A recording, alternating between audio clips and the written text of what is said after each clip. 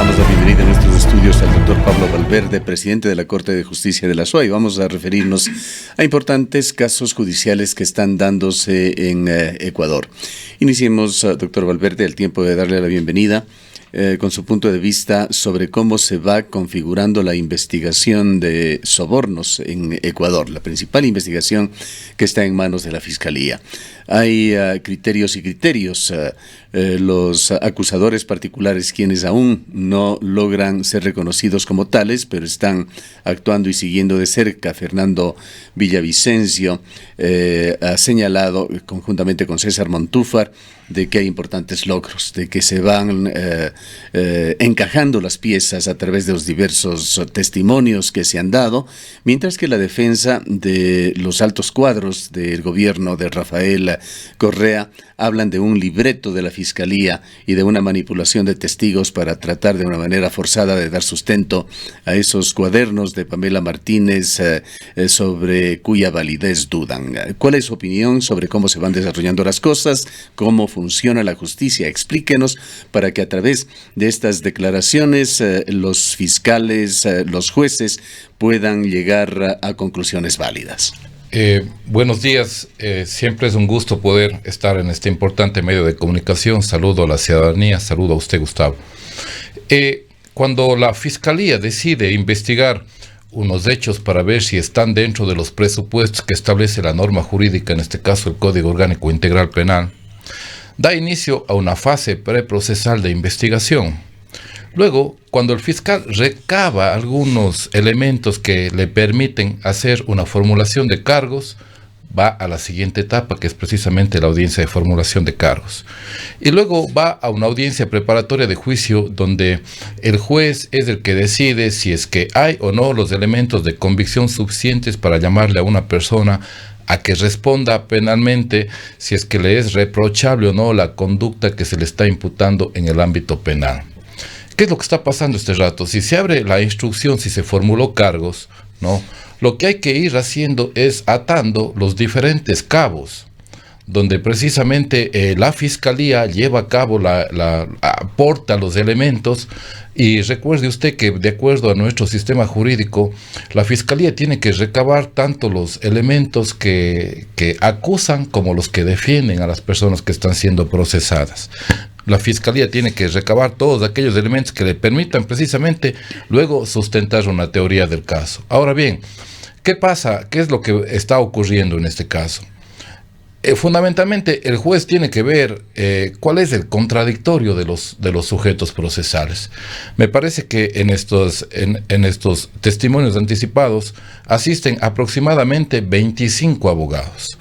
Acabo de dar lectura en un medio de comunicación que se dice que el día de ayer fueron 3 abogados los que formularon repreguntas. Entonces ahí queda una cosa este momento, que lo aseverado por el representante de la empresa Odebrecht no tuvo mayor contradicción. Es decir, se les recabó con repreguntas que sin duda quieren que se afine determinadas cosas, pero no hubo mayor contradicción. Claro, y hay 26 implicados en este caso, 26 claro. Investigados. Entonces eso quiere decir que 22 abogados que están representando a personas un poco dicen, no tienen nada que decir respecto a lo que él ha aseverado, porque fundamentalmente un proceso lo que juega un papel protagónico, y eso es lo que siempre tiene que entender la ciudadanía, es el contradictorio.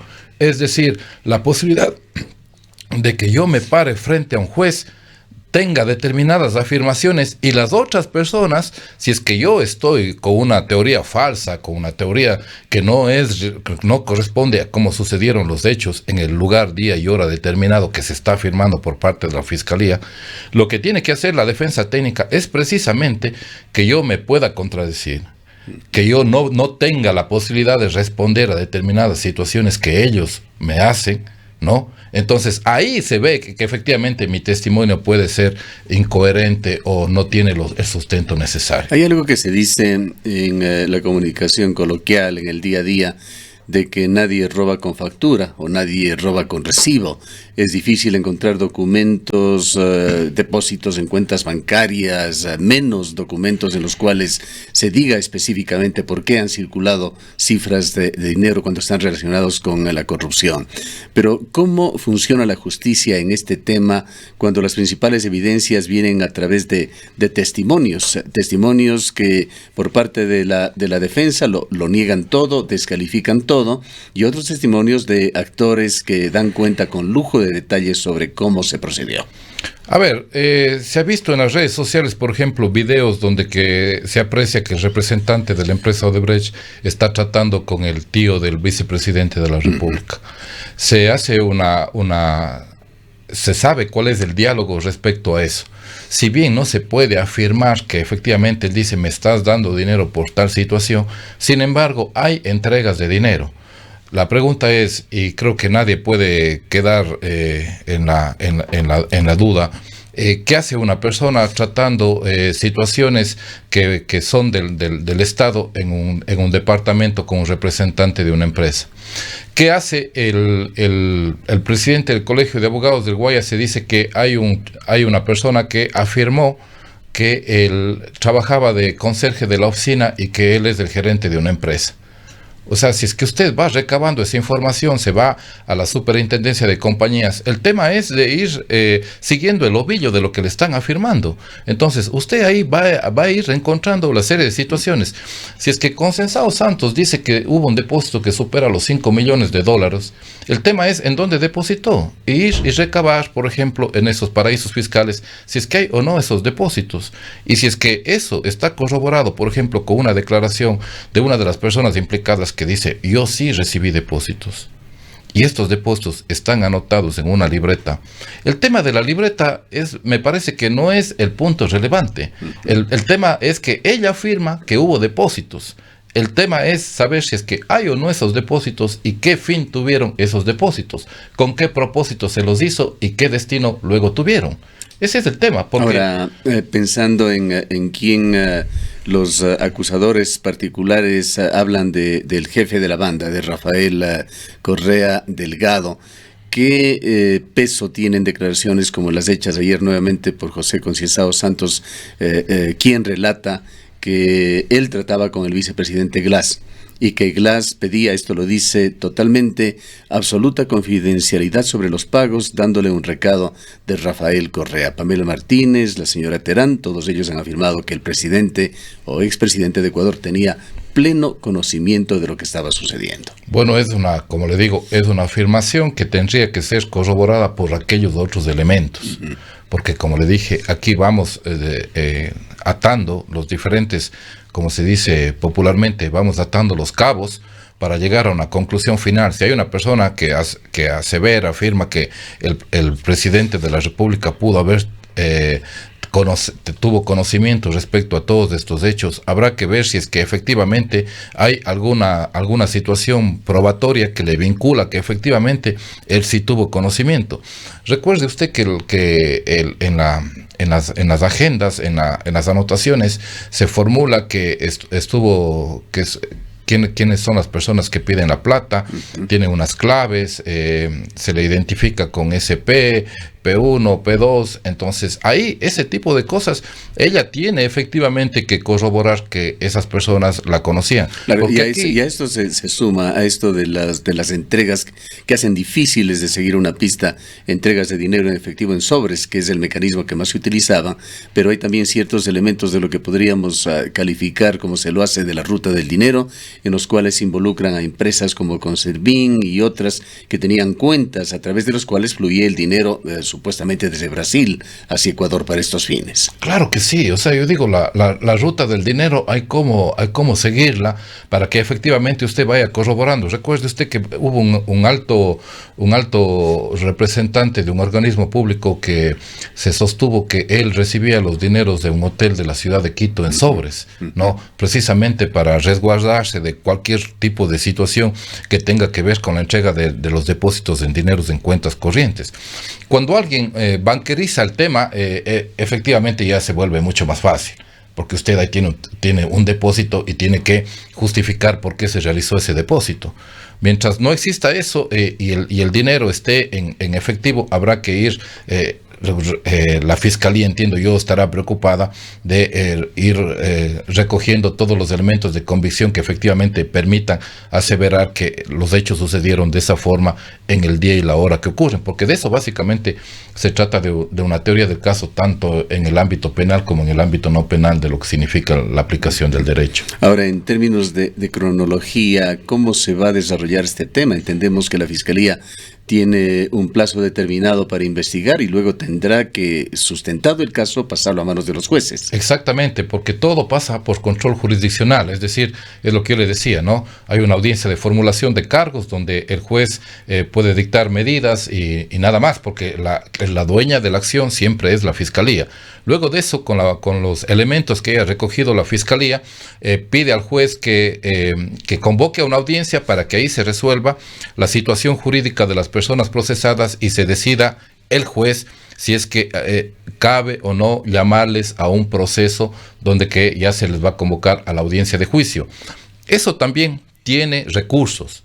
Es decir, si el juez decide dictar un sobreseimiento, la persona que no está conforme con dicho pronunciamiento jurisdiccional, puede ser, por ejemplo, la Fiscalía, puede interponer un recurso de apelación para que sea otro tribunal el que resuelva si efectivamente la decisión del juez está lo suficientemente fundamentada respecto a que si los elementos de convicción están o no respecto a dos situaciones que son importantes en un proceso penal: la existencia de una infracción y la responsabilidad penal del procesado. Esos son los dos elementos que tiene que aportar la Fiscalía, tienen que ser concurrentes. Tiene que demostrar con aquellos elementos que hay la existencia de una infracción, que hay unos hechos que pueden ser calzados en la disposición jurídica del Código Orgánico Integral Penal y que respecto a esos hechos hay presunciones de que esa persona que está siendo procesada es la responsable de haberlos cometido. Luego vamos a una audiencia de juicio. Y ahí es la parte importante, porque todo lo que usted hizo en la fase de investigación la tiene que materializar en la audiencia de juicio. Ahí es donde que se va a llevar a cabo todo el debate procesal y toda la práctica de la prueba para efectivamente llegar a concluir si esa persona es o no responsable de los hechos que se le acusa. ¿Cómo mira usted, por otra parte, doctor Valverde, otra investigación paralela que se ha abierto? Lo ha hecho el Consejo de la Judicatura, ha dicho que se va a investigar a fiscales y a jueces sobre lo más que creo que sobre lo que han hecho, sobre lo que han dejado de hacer, porque muchos detalles de los casos están siendo hoy investigados nuevamente, partiendo de las investigaciones periodísticas. Ya se los conoció, se las denunció, pero jamás fueron investigados debidamente. Aquí hay un tema que es importante y que es necesario poner en conocimiento de la ciudadanía. El tema es que el dueño de la acción penal es la Fiscalía. El juez no tiene nada que hacer. El juez, como le digo, es un juez garante de derechos que tiene determinadas resoluciones, determinado control jurisdiccional, pero ¿quién decide si inicia o no un proceso, si inicia o no una investigación respecto a una denuncia de unos hechos que se dicen calzan en lo que está en la normativa penal? Es la Fiscalía y ningún otro organismo. Al juez no le toca actuar de oficio. Para nada. Eso es solo de la Fiscalía. Y si es que la Fiscalía resuelve frente a una denuncia, dice, aquí no tengo los elementos de convicción para poder iniciar, lo que hay, el fiscal puede pedir un archivo. Y ahí va a control jurisdiccional, de que si el juez acepta o no el archivo que está poniendo el fiscal. Pero usted tiene que estar claro en una cosa, ¿no es cierto?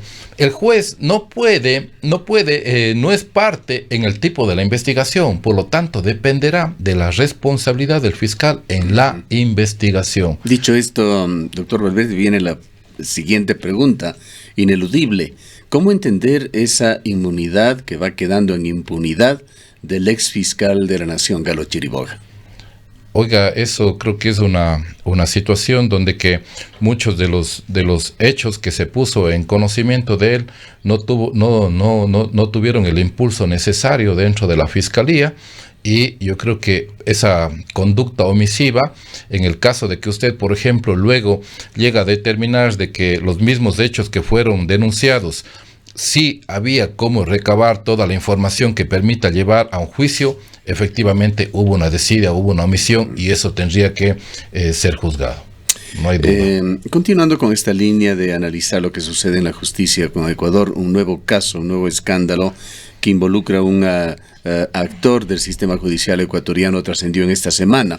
Un juez en la provincia de Pastaza fue detenido. Se dijo que se le sorprendió con un monto de $40,000 con el cual intentaba coimar a un colega, y a este colega se le pedía revisar un fallo que había dado en el año 2014 en contra de una acción de protección interpuesta por el pueblo quichua en el cantón Santa Clara. El tema está siendo investigado también por la Fiscalía, por el Consejo de la Judicatura. Y lo último que hemos conocido es que este proyecto hidroeléctrico ha sido paralizado por parte de la empresa constructora hasta que el tema se aclare. Bueno, hay que siempre ejercitar la capacidad de no dejarse de sorprender. Hay tanto hecho doloroso en nuestra sociedad que a veces perdemos esa capacidad de asombro y creemos que eso debe ser parte de la cotidianidad. No creo que debemos ponernos en el plano de no permitir actos de corrupción, estos vengan de donde vengan. Y a mí, por estar involucrado en la administración de justicia por más de 25 años, por haber abrigado esta posibilidad que me ha dado la vida de ser juez y de poder decidir sobre los derechos, le digo, este caso puntual del juez de Pastaza me avergüenza. Me avergüenza porque efectivamente ratifica de alguna forma que hay situaciones de corrupción. Ojalá a él le caiga todo el peso de la ley, porque efectivamente si es que los hechos tal como se afirman son verdaderos, él nunca debió haber estado de juez, nunca cumple un perfil para poder administrar justicia. Y ojalá, yo le escuché al abogado del profesional del derecho, del juez, que además es un juez jovencito, y ahí también es otra reflexión de qué pasa con los valores desde temprana edad en nuestra sociedad. Ojalá, él dice que quieren colaborar con la Fiscalía, ojalá colaboren, y la colaboración debe iniciar por determinar quién le dio el dinero al juez. Esa es la colaboración eficaz. Así es, hay alguien atrás. Porque la colaboración... Allí están los poderosos intereses que influyen en los casos. En este caso se trata de una hidroeléctrica. La misma situación cabe temer, por lo menos, algunos han insinuado ya que eso estaría dándose de intereses muy poderosos que están actuando también detrás de los intereses mineros en el país, cuando se tienen varios pedidos de consulta popular solicitados a la Corte Constitucional. Yo le digo, ¿qué interés puede tener el juez en el tema de la hidroeléctrica? O sea, me parece que el tema es, atrás hay las fuerzas poderosas que se valen de una persona que es susceptible a los temas de corrupción, vieron que él era una persona débil, que se prestaba para cualquier situación de estas que va en contra del ordenamiento jurídico y en contra de la moral de una persona de bien. Entonces encontraron el caldo de cultivo para hacer la oferta. Entonces yo creo que la colaboración eficaz de la Fiscalía, efectivamente, porque cuando una persona que está siendo procesada le dice yo voy a colaborar eficazmente, la Fiscalía tiene que ser lo suficientemente inteligente para decir yo acepto esa colaboración en tanto en cuanto usted me aporte los elementos que permitan llegar a la persona que puso el ovillo en marcha. Es decir, a esa persona que a usted le dio los $40,000, las 2 botellas de whisky, sí, hasta vergonzoso la forma en la que esta persona utiliza esos recursos, pero bueno, y es dinero en efectivo, ¿no? Vea usted justo lo que hablaba antes, dinero en efectivo, y ahí, condicionado a eso, yo le acepto la colaboración eficaz. Y ojalá siquiera ahí reivindique su situación de ser un profesional del derecho y saber que nosotros tenemos que luchar porque se llegue a lo justo, independientemente del cargo y de la situación en la que estemos posicionados. Vale la pena finalmente, doctor Valverde, y justamente tomando en cuenta todos estos hechos coyunturales, conocer una evaluación suya sobre lo que está pasando en el Consejo de la Judicatura, reestructurado, que ha iniciado un proceso de evaluación de jueces que resulta muy polémico que no es aceptado de buen grado en términos generales por los jueces ecuatorianos que han protestado de diversas maneras, muchos de ellos por los procesos que se están dando. ¿Cómo mira usted el accionar del Consejo de la Judicatura en este tema? La Corte Nacional de Justicia, ayer la presidenta de la Corte Nacional dio una rueda de prensa, insiste ella en que jamás se han opuesto a la situación de ser evaluados y que lo que ellos no están conformes es con los parámetros y la forma en la que se está llevando a cabo este proceso. El proceso se realizó el sorteo de las sentencias que tienen que sustentar los jueces, empieza el día de hoy hasta el día miércoles en las diferentes materias. ¿A todos los jueces o a jueces de cierto nivel? A todos los jueces de la Corte Nacional de Justicia. De la Corte Nacional de Justicia. Ellos, a partir de incluso la doctora Paulina Aguirre dijo que es la primera, ella ya mismo debe estar defendiendo las sentencias que hayan sido, que le hayan sorteado a ella. Yo creo que aquí el accionar nuestro siempre tiene que estar direccionado a respetar los estándares internacionales. Recuerde usted que hace 8 días aproximadamente hubo un debate, un canal público, donde que los abogados que sostienen una tesis diferente a la propuesta por el Consejo debatieron con uno de los representantes académicos que están en este proceso de selección. A mí me parece que es una competencia del Consejo de la Judicatura evaluar a los jueces, es una competencia que está en la Constitución y desarrollada en el ordenamiento jurídico ecuatoriano. El Consejo de la Judicatura ha evaluado a los jueces de primer nivel y de segundo nivel durante muchos años. Nosotros hemos estado sometidos a un proceso permanente de evaluación, porque precisamente la garantía del ciudadano es tener a un juez competente, claro, no solo en el tema del territorio, sino en el fondo lo que persigue es el de intentar mejorar a un sistema. Ese es el propósito. Efectivamente, es lo fundamental. Ese es lo que dice el tema de la evaluación. Y yo creo que todos tenemos que rendir cuentas de nuestro accionar y todos tenemos que abrir nuestra página de nuestra vida en todo el ámbito, porque no hay nada que ocultar, tanto en nuestro trabajo como lo que significa, por ejemplo, el manejo de las cuentas personales, a los ingresos que debe tener una persona. Porque eso, yo creo que el hecho de transparentar todo este tipo de situación da a la gente la posibilidad de decir: el juez que administra, que algún momento potencialmente o este momento va a resolver sobre mis derechos, es una persona que está técnicamente formada, que es capacitada, que tiene una carrera judicial que garantiza que durante toda su trayectoria tiene una vida limpia y la vida de él privada es de acuerdo a los recursos que él percibe. Entonces yo creo que el ciudadano, algún momento, la convicción de nosotros los jueces siempre la trabajamos en el sentido de decir que una persona, cuando tenga que estar juzgada por un juez, anhele y quiera que sea ese juez, porque precisamente ese juez es la garantía de que sus derechos van a ser tutelados. La oposición que se ha mostrado no es a la evaluación per se, sino a la forma en la que se está haciendo. Sin duda.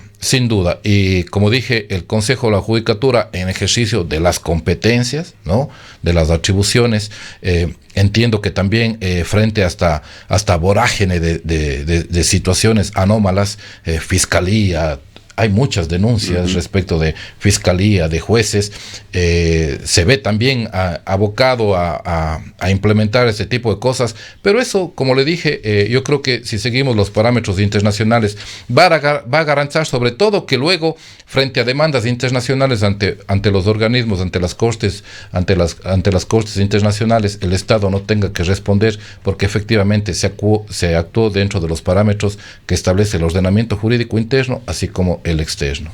Queremos agradecerle por su presencia y su valiosa opinión al doctor Pablo Valverde, presidente de la Corte de Justicia en la provincia de La Suay.